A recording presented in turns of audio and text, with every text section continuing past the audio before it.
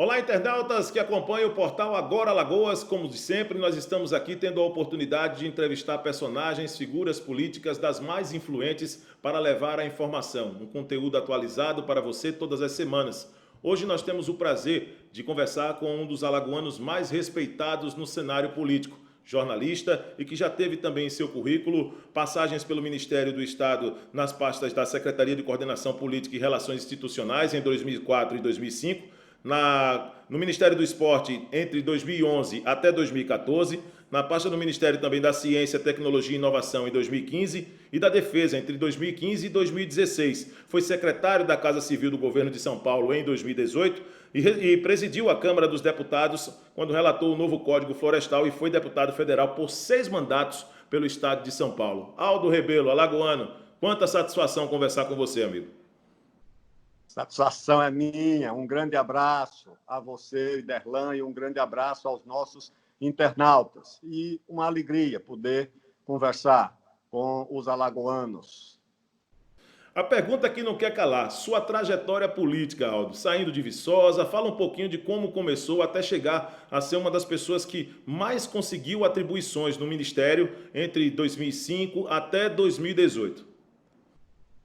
Derlan, eu nasci em Viçosa, sou viçosense, estudei no Colégio Agrícola, Floriano Peixoto, agora não tem mais esse nome, lá em Satuba. Depois voltei para Viçosa, terminei o ginásio, fui para Maceió, fiz vestibular de Direito, entrei no curso de Direito em 1975, fiquei na residência universitária e quando veio a reorganização da União Nacional dos Estudantes, eu fui como delegado para o Congresso da UNE e de lá fui escolhido, eleito secretário-geral, depois presidente da UNE, da União Nacional dos Estudantes, e isso me levou para São Paulo. Em São Paulo, eu fiz a minha vida como jornalista, casei em São Paulo, fui vereador em São Paulo, na capital, depois fui eleito 6 vezes consecutivas deputado federal, e como deputado federal eu fui líder do PCdoB, depois fui líder do governo, primeiro líder do governo Lula, o ministro da coordenação política, e essas outras funções que eu ocupei. E como deputado presidi uma CPI importante lá do futebol, depois presidi a Comissão de Relações Exteriores e de Defesa Nacional, fui relator do Código Florestal, que foi uma lei, na época, muito importante, até hoje muito importante, e, em resumo, essa é a minha trajetória. E hoje não tenho assim, função política, não estou no mandato, porque não disputei a eleição, porque era secretário da Casa Civil do Governo de São Paulo em 2018 e participei de um projeto de eleição de governador que não foi vitorioso. E hoje estou aqui, faço minhas conferências, palestras, mas não saio da atividade política. Eu permaneço na vida pública, na vida política, porque isso não depende de você ter cargo ou mandato, depende de você ter convicções e ter apreço pelo seu país. Em relação a isso, Aldo, a questão do PCdoB, um partido que você levantou a bandeira por diversos anos, a sua saída do partido ela foi bastante comentada. Como você utilizou, através de sua experiência, para desconstruir uma imagem que foi dedicada ao partido desde o finalzinho dos anos de 1970? Olha, na verdade, eu não trabalhei para desconstruir a minha imagem, porque a minha imagem estava, e até hoje, de certa forma, permanece associada à minha trajetória partidária, mas eu associei a minha imagem às convicções que eu abracei, a defesa do Brasil, o nacionalismo, a defesa do meu país, dos seus valores, da sua história, da sua memória, da sua economia, a defesa dos mais humildes, a luta contra as desigualdades, a redução das desigualdades e a defesa da democracia, que são bandeiras muito amplas, que ultrapassam os limites partidários. Saí do PCdoB porque tinha diferenças que estavam assim crescendo em relação à agenda, ao que era mais importante na agenda do país, mas deixei lá muitos amigos, tenho excelentes relações com todos eles.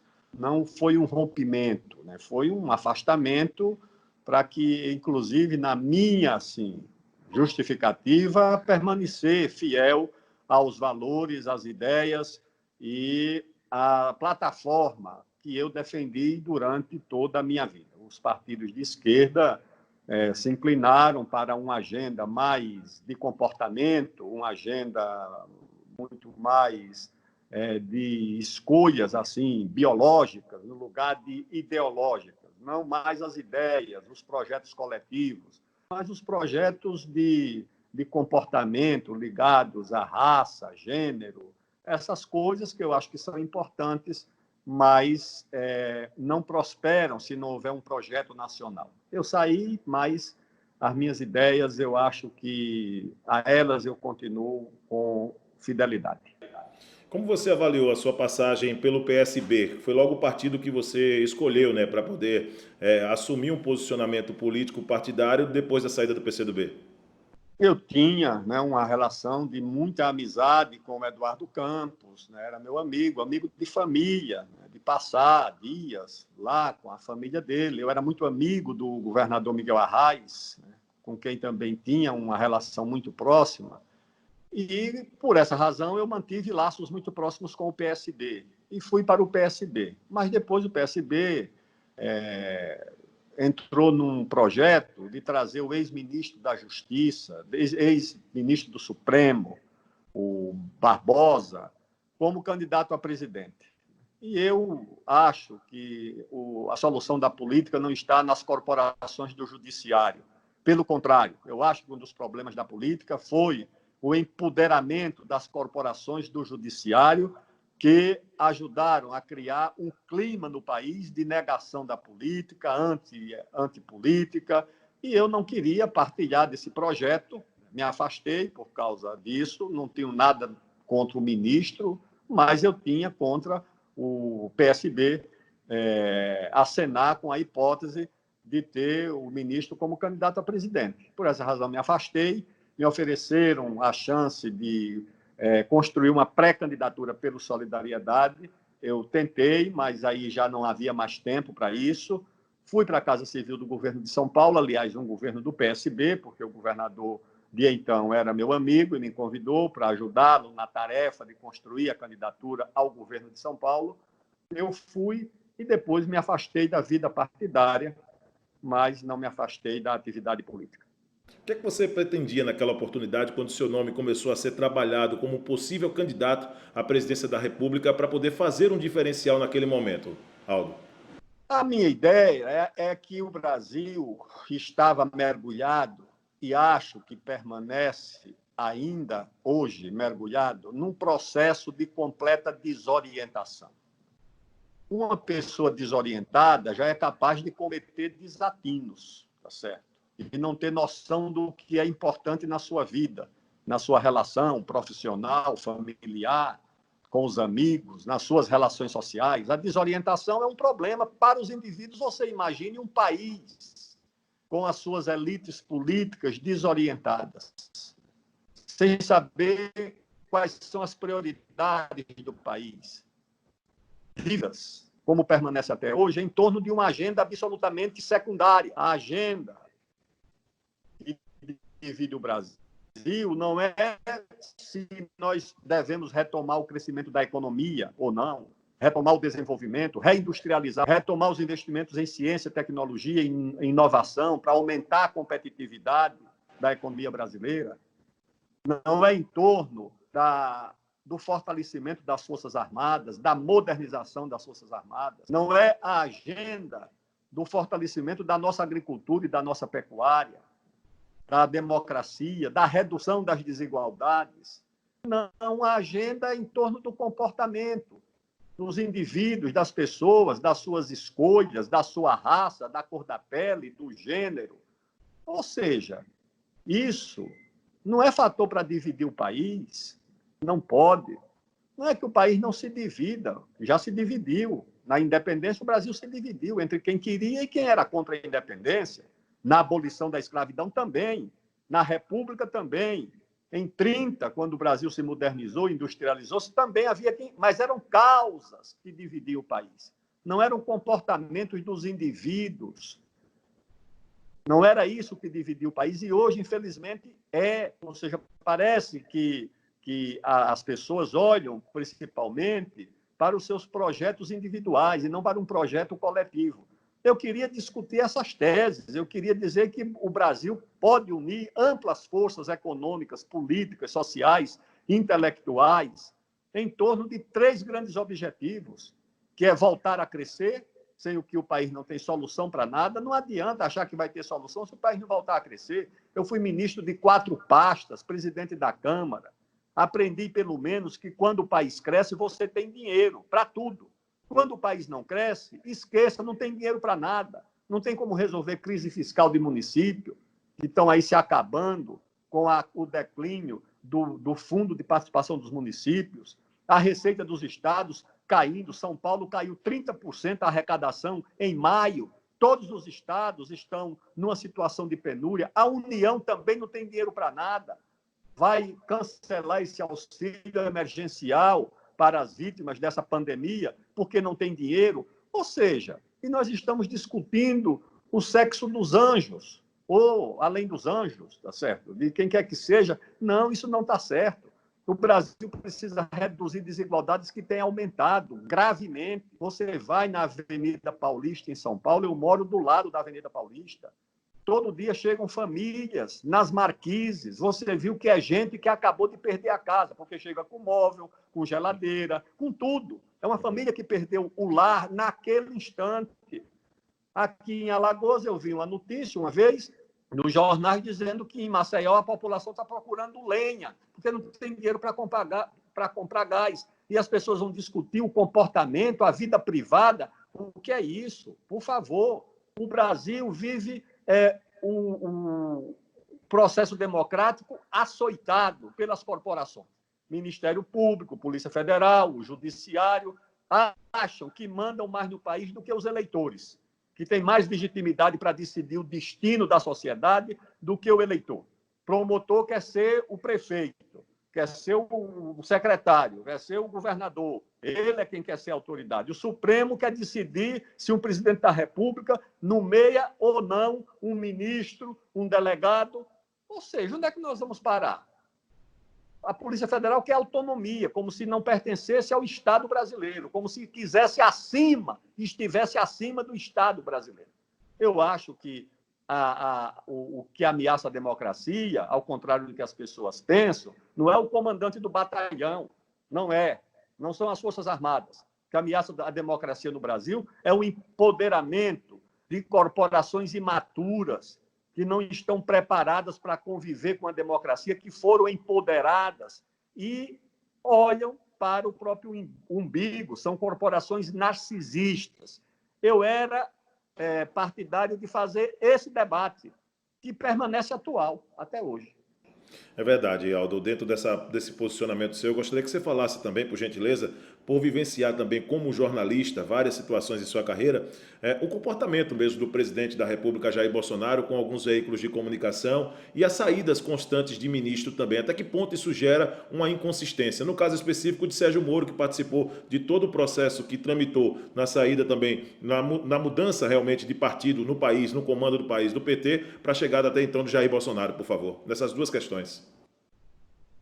Eu acho que o presidente da República desconfiou que não tinha um ministro trabalhando com ele, tinha um concorrente, tá certo? Se não já, mas no futuro. E acho que ele desconfiou que a Polícia Federal, que estava sob o comando do ministro da Justiça, pudesse estar sendo usada contra ele como fora usada no passado contra os outros governantes. A Polícia Federal foi usada.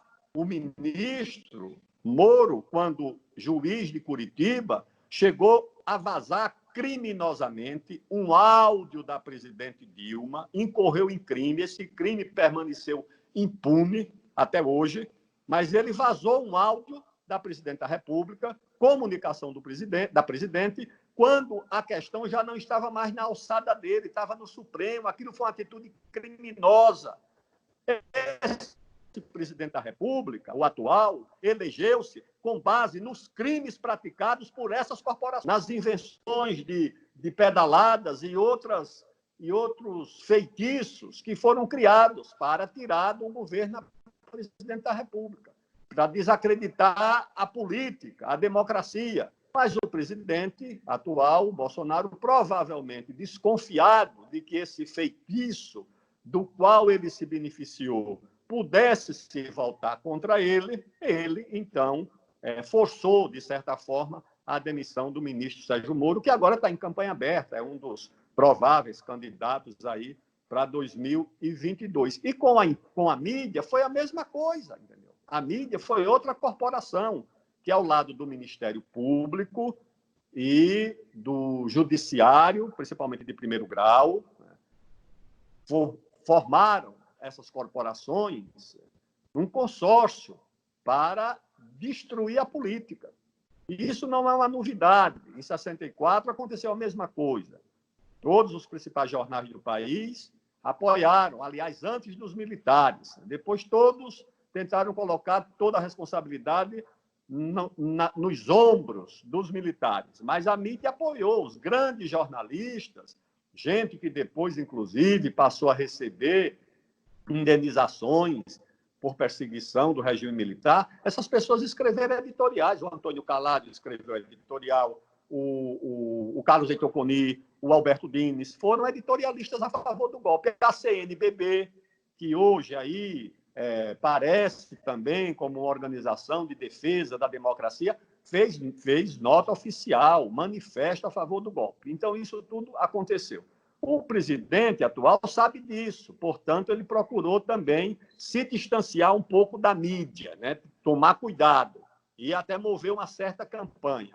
Eu sou partidário, sou favorável à plena liberdade de imprensa. Isso não significa que eu não reconheça os problemas, os defeitos, os vícios e as deformidades da imprensa, tá certo? Mas acho que entre isso e a censura ou o controle da imprensa, o mal menor é a liberdade de imprensa, tá certo? E o resto você enfrenta e combate. E o Senado aprovou agora há pouco, como nós estamos falando dessa questão de imprensa, né? Eles votaram em votação, né, a questão da lei da fake news. Qual é o seu posicionamento, Aldo, a respeito dessa forma como está sendo tratada as questões relacionadas a fake news nesta era agora, nesse período contemporâneo? O problema da liberdade são os crimes que são cometidos em nome dela. Então, o caso das fake news. É claro que isso transformou-se numa indústria de ódio, de preconceito, de discriminação, de sordidez. E as pessoas fazem isso protegidas por perfis clandestinos e falsos. Eu acho um completo absurdo que mesmo essa mídia tradicional, esses grandes veículos, Folha de São Paulo, Veja, Globo, todos eles publicam nas suas páginas de debates opiniões de pessoas que não estão identificadas. As pessoas querem dizer os seus absurdos, querem atacar a honra, querem cometer crime de racismo, de preconceito. Assumam a responsabilidade, assumam a identidade, tudo bem. Agora, o que não pode é se esconder através de perfis falsos para fazer política, porque foi isso que foi feito, achar que as fake news foram criadas por gente do Palácio. Não, isso foi criado antes. As pessoas que criaram é que foram para o Palácio depois da eleição. Achar que o gabinete do ódio foi organizado no Palácio? Não, o gabinete do ódio foi organizado antes. Ele foi organizado para as eleições. Apenas os responsáveis do gabinete do ódio foram depois conduzidos ao Palácio. Acho que é preciso haver uma legislação, não para coibir a liberdade de imprensa, a liberdade das redes sociais, a liberdade da internet. É para coibir o crime. É outra coisa. Ou seja, quando você pune o criminoso no trânsito, você não está proibindo que o motorista que transita legalmente tenha liberdade de transitar nas estradas, você está proibindo o criminoso, você está proibindo aquele que abusa, que põe a liberdade e a vida dos outros em risco. Então, se você aprova no Congresso uma legislação punindo os crimes de internet, você tem que deixar claro quais são os crimes. Você não vai alcançar o cidadão de bem que usa a liberdade de internet para opinar abertamente. Você é contra o governo, você é a favor do governo, você opina abertamente, assume a sua identidade. Agora, quem assume o perfil chamado fake, falso, ele não quer fazer um debate de ideias. Ele quer cometer um crime, ele quer atingir a honra das pessoas, ele quer mentir, ele quer praticar crime de preconceito, de raça, de nacionalidade, regional, de ódio, de qualquer tipo de preconceito. Isso tem que ser coibido.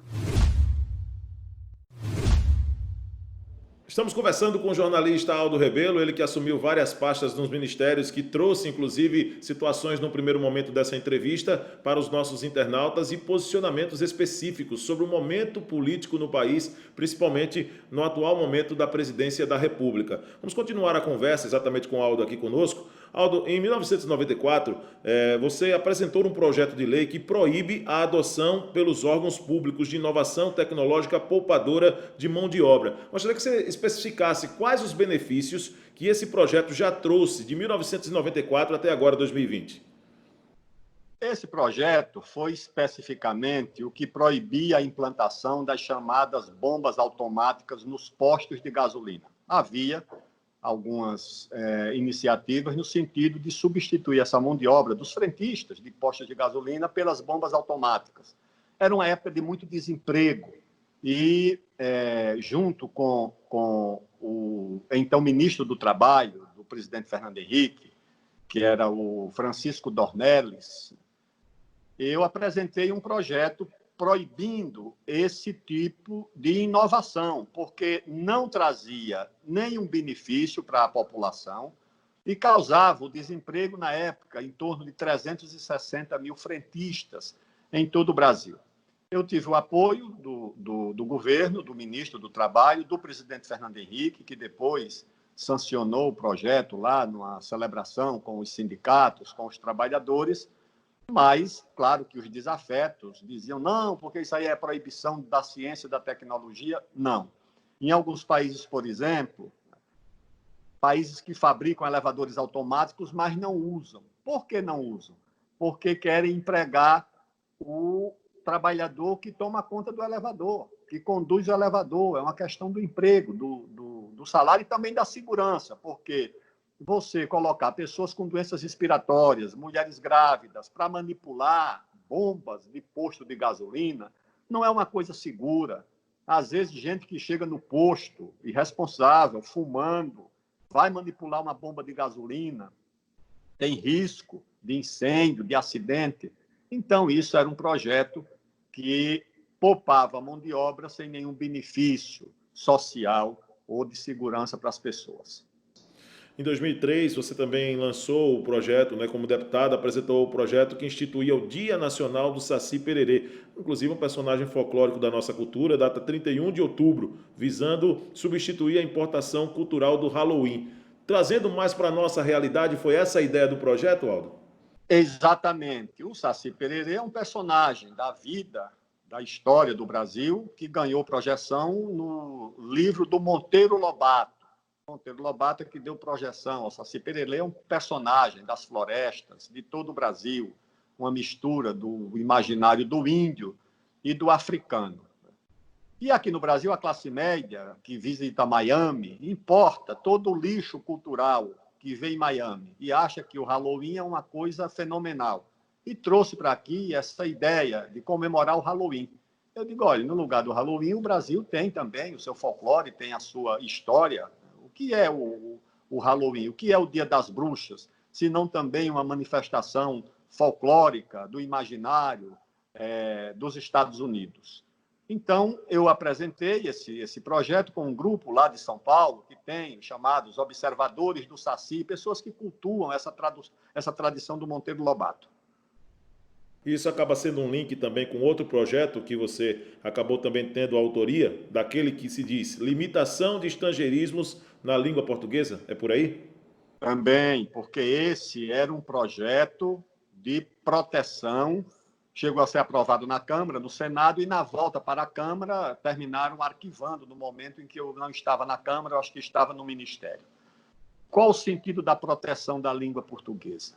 O sentido da proteção da língua portuguesa é que, sem uma aprendizagem da língua portuguesa compatível com as exigências do seu nível cultural, na universidade, por exemplo, você vai ter dificuldade em qualquer outra aprendizagem. Se você não souber português, você não aprende nenhuma segunda língua.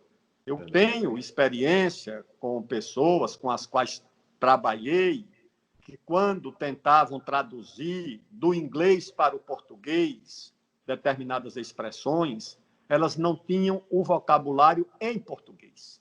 Se você não tem o vocabulário em português, você não tem como traduzir. Você não conhece a palavra. Eu, às vezes, porque muitas expressões, principalmente nesse inglês acadêmico, tem muita presença de palavras de origem latina. Você conhece a tradução porque você conhece a sua língua, você conhece o seu idioma, você sabe que existe aquela palavra em português e o inglês usou a mesma origem latina. E nós estávamos numa situação em que as pessoas estavam abandonando o ensino e a aprendizagem da língua. Tinha família que achava que o chique era alfabetizar a criança em inglês e não em português. Chegamos a esses extremos. E isso era um prejuízo, inclusive, para a formação da criança, para a formação do estudante. Esse projeto, na verdade, foi elaborado a partir de um projeto igual na França, para proteger a língua francesa, os franceses. A francofonia criou um projeto para que não se abusasse da substituição de palavras da língua francesa por palavras do inglês. Mas também enfrentou muita resistência, porque aqui no Brasil o complexo de vira-lata existente em setores da intelectualidade acha que o Brasil só é melhor quando copia o que vem de fora, principalmente dos Estados Unidos.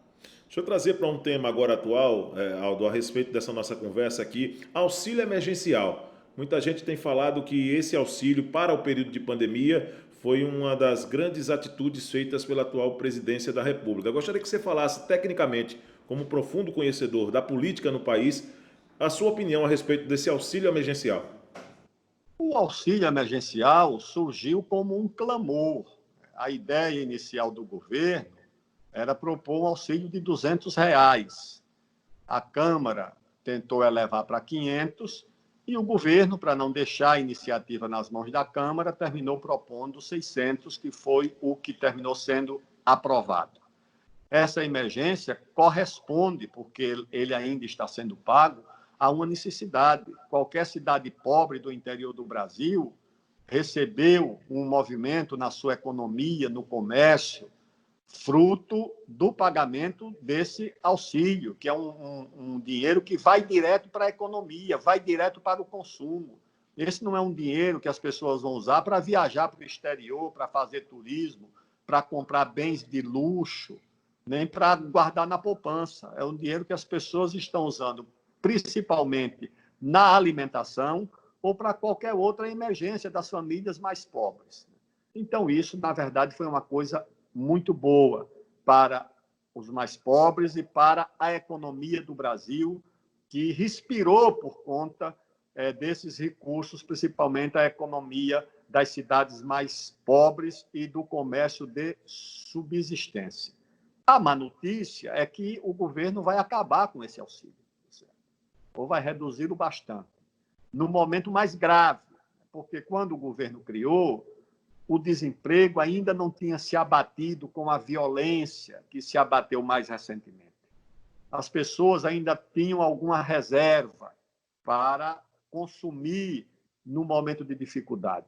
Então, o auxílio vai deixar de ser pago no pior momento do desemprego, no pior momento da queda de renda, no pior momento da economia, da pequena economia dos municípios mais pobres. Então, isso vai ser uma tragédia social muito grande, né? E o Congresso e o governo precisam pensar direito nessa situação. Vamos falar um pouquinho da CPI do futebol. Quais as dificuldades na época, quando você acompanhou de perto a CPI do futebol. Você teve que enfrentar, Aldo, naquela oportunidade, quando ministro do Esporte, quando surgiu aquela participação de alguns senadores, também querendo e exigindo atitudes, posicionamentos mais firmes do país naquela oportunidade. O problema ali é que o futebol, embora patrimônio imaterial do Brasil, no sentido lato sensu, patrimônio público.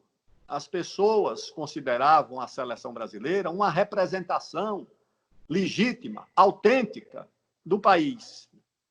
Era essa a visão da sociedade, das pessoas. A gente tinha um carinho, ainda tem, alguns, menos hoje, pela seleção brasileira. A seleção brasileira era uma unanimidade, todos nós torcíamos. O dia do jogo da seleção era um dia sagrado. As famílias ficavam em casa, a casa era preparada para o jogo da seleção, era uma liturgia um jogo da seleção. Mas algumas pessoas acharam que isso era uma propriedade particular, era uma propriedade pessoal, e transformaram isso num grande negócio. Eu lembro, contrato de 170 milhões de dólares com a Coca-Cola, ou seja, era uma fonte de muitos recursos, de grandes contratos. A seleção brasileira ganhava um cachê quase que simbólico para jogar no mundo, quando tinha Pelé, Garrincha, Nilton Santos, Didi, Vavá, Zagallo. Agora a seleção ganha cachês milionários. E aí pessoas ganham comissões milionárias. Um ex-presidente do Barcelona, que se associou com a CBF para promover jogos da seleção, chegou a ser preso. E eu achava que essas investigações deveriam ser feitas, que o futebol não era para estatizar o futebol, mas era para dar a ele transparência, regras claras, para protegê-lo, inclusive, dessa degradação, proteger a imagem da seleção. Mas, na época, eu não fui bem compreendido. As pessoas queriam proteger não a seleção, não o futebol, queriam proteger os seus negócios, os seus interesses. Foi isso que aconteceu na época. E montaram lá um grupo dentro da Câmara, chamado Bancada da Bola. Para resumir a história, o que é que aconteceu? Terminaram todos presos, certo? Os dirigentes da FIFA presos, condenados como delinquentes, outros fugitivos, refugiados. Eu acho que isso tem muita política no meio, tá certo? Isso não é só por causa dos crimes cometidos. Isso é porque a FIFA é uma das poucas instituições não controladas pelos Estados Unidos, a FIFA e o Vaticano. E eles faziam exigências que a FIFA se negou a cumprir, como a questão dos palestinos que estão na FIFA e disputam as Olimpíadas, retirar ou estabelecer sanções contra a Síria, contra o Irã, que a FIFA não aceitou, deixar os americanos participarem dos negócios da FIFA, um negócio de 4 bilhões de dólares, eles deixam os americanos completamente fora. Isso gerou uma reação dos americanos, porque corrupção no esporte eles também praticam. Compraram uma Olimpíada, a Olimpíada de Salt Lake City foi comprada, todo mundo sabe disso. Sim. Mas a CPI era para investigar e para deixar o futebol numa situação melhor. Em algum momento você chegou quando se trata, inclusive, de mexer com pessoas de poder, você chegou a ser ameaçado, Aldo, nessa oportunidade, por estar à frente de uma CPI como essa, que envolvia gente de muita posse aqui no país? Não fui ameaçado. Eu sei que procuraram um meio para me ameaçar, certo? Mas não encontraram. Eu sei que um deputado comentou comigo, o pessoal procurou alguma coisa aí para te atacar da tua vida pessoal, e chegaram à conclusão que no caso seu, entre aspas, né, de brincadeira, não, no caso dele ali só matando. Isso é muito bom. Isso faz parte de um perfil que você sempre teve na política, né, Aldo? Esse trânsito livre, né, em todos os segmentos, de poucas rixas, de poucas bravatas, né? Não, nunca tive rixa pessoal com ninguém. Me dou bem, eu convivi com esse presidente, que é um homem assim muitas vezes descontrolado. Convivi com ele durante décadas lá na Comissão de Relações Exteriores. Nunca tive um problema pessoal com ele. Tinha diferenças de ideia, de opiniões, mas sempre tive relações pessoais muito cordiais, aliás, com meus adversários. as divergências eram grandes, mas nunca levei para o plano pessoal, nunca levei para a difamação, a calúnia contra os meus adversários. Às vezes, posso ter sido vítima disso, mas ninguém vai encontrar uma vítima da minha atividade política. Sempre procurei respeitar e achando que tudo isso deve se decidir no plano das ideias. E sempre transitei, independentemente de serem forças conservadoras, mais ou menos conservadoras, sempre procurei. Eu te dei o exemplo. Eu era de um partido de oposição, era do PCdoB e fiz um projeto apoiado pelo governo do presidente Fernando Henrique Cardoso, que foi esse projeto que garantiu o emprego dos frentistas. Foi com o ministro Dornelles, que era o ministro do trabalho dele. Então, isso eu acho que sempre foi uma coisa assim que eu procurei fazer sem sectarismo, sem fazer da política um ambiente de guerra, mas sim de disputa legítima. Nós vivemos recentemente, Aldo Rebelo, alguns momentos de tensão nos impactos ambientais. A Amazônia com suas queimadas, tivemos também as manchas de óleo que tomaram conta no mar e que proibiram, por exemplo, matando vários animais na costa brasileira, proibiram inclusive de banhos algumas praias aqui no país. Eu gostaria que você falasse, por ser um dos articulistas, como você tem acompanhado o novo Código Florestal brasileiro em cima dessas questões ambientais, como você tem acompanhado isso, já que também, quando ministro, você participou ativamente dessas ações. O problema é que o tema do meio ambiente é um tema de muita disputa, em torno do qual circulam as iniciativas mais generosas, mais humanitárias, a militância mais romântica, e também circula a sordidez, o interesse geopolítico, o interesse financeiro. Você tem em torno da defesa do meio ambiente ONGs que são humanitárias, de gente que se incomoda com a destruição das florestas e dos rios, e você tem uma gente interesseira que quer transformar isso num meio de vida. Você tem os países europeus ricos, de uma agricultura subsidiada, que se incomoda com a agricultura brasileira, tentando usar o meio ambiente na concorrência com com a nossa agricultura, com a nossa pecuária. Os agricultores americanos também, oficialmente, em documentos, dizendo que tem que cobrar um tributo ambiental da agricultura brasileira para garantir as fazendas e a renda dos fazendeiros americanos. Isso tudo está misturado. Aí, quando aparece aí uma campanha para dizer que a Amazônia está pegando fogo sem controle, é evidente que isso não é verdade. É evidente que pode ter crimes na Amazônia, não tenha dúvida nenhuma. Tem crimes ambientais, tem incêndios criminosos, desmatamento criminoso. Isso tudo tem, mas é uma fração muito pequena, não chega a 5%. 97% dos agricultores da Amazônia são pessoas que trabalham honradamente dentro da área que a lei permite que eles trabalhem. Não são criminosos, como se associa. Parece que o nosso produtor rural ele é um criminoso ambiental, ele usa trabalho escravo, ele queima, ele devasta, ele persegue os índios.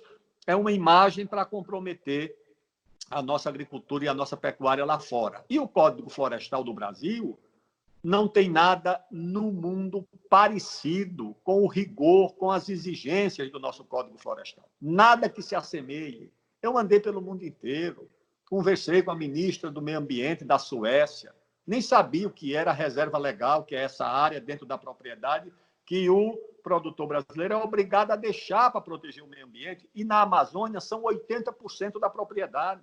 Imagina se um agricultor americano, francês, vai deixar nem 8% da sua propriedade, quanto mais 80%. Na Amazônia, ele é obrigado, por lei, a deixar 80%. E é esse produtor rural que vai ser tido como criminoso, como devastador. Não, isso é uma coisa sórdida, falsa. Então, se combata o criminoso ambiental, mas não se misture nesse rol os agricultores honrados que estão no Brasil inteiro e na Amazônia. Um estado como o Amazonas, é o estado do Amazonas, 3 vezes a área da França, 1.600.000 aproximadamente quilômetros quadrados, 98%, um pouco mais de 98%, é tudo mata.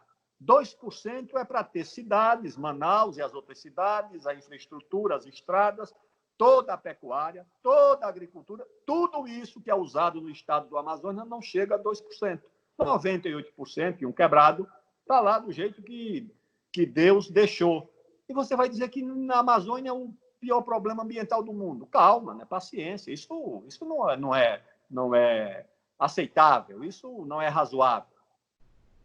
Aldo, eu quero agradecer, tá certo, essa conversa bacana. Queria que você, só para poder finalizar, numa última pergunta aqui, como vai ser o futuro de Aldo Rebelo daqui para frente, para as próximas eleições? O que é que você tem hoje, pelo menos assim, acompanhado ou recebido de sondagem nessas articulações políticas no país? Como vai ser realmente o futuro de Aldo Rebelo? E muito obrigado por essa grande entrevista concedida aqui no Portal Agora Alagoas. Obrigado, obrigado a você, obrigado ao Portal Alagoas. Eu não tenho, assim, planos pessoais. Eu tenho planos de participar da eleição em São Paulo, não como candidato, mas com um grupo lá de amigos. Tenho conversado com o ex-governador Márcio França, com Ciro Gomes, com a ex-prefeita Marta Suplicy, em torno de um projeto lá para a capital. E no plano nacional, converso também com muitos amigos, mas plano para a política, se tiver, para 2022. Mas, como está muito longe, eu vou participando, dando as minhas opiniões sobre esses temas, sobre os quais você aqui perguntou, sobre a Amazônia, que eu conheço bem, Código Florestal, esporte, ciência e tecnologia, assuntos de defesa, e vou aqui opinando e tentando fazer com que o Brasil enfrente a desorientação que ainda é grande e encontre a grande agenda de unir o país, do crescimento, da luta contra as desigualdades e da construção da democracia. Muito obrigado por sua participação. Nós conversamos aqui no Portal Agora Alagoas com esse alagoano ilustre, no cenário político com muito peso. Foi simplesmente ministro do Estado nas pastas da Secretaria de Coordenação Política e Relações Institucionais, da Ciência, Tecnologia e Inovação e da Defesa. Foi secretário da Casa Civil do Governo de São Paulo, é jornalista, presidiu a Câmara dos Deputados, relatou o novo Código Florestal e foi deputado federal por 6 mandatos pelo Estado de São Paulo. Nós conversamos com Aldo Rebelo, no trabalho da FIC Consult, ao lado também de todos os profissionais do Portal Agora Alagoas. Até um próximo encontro. Muito obrigado, Aldo. Até lá. Obrigado.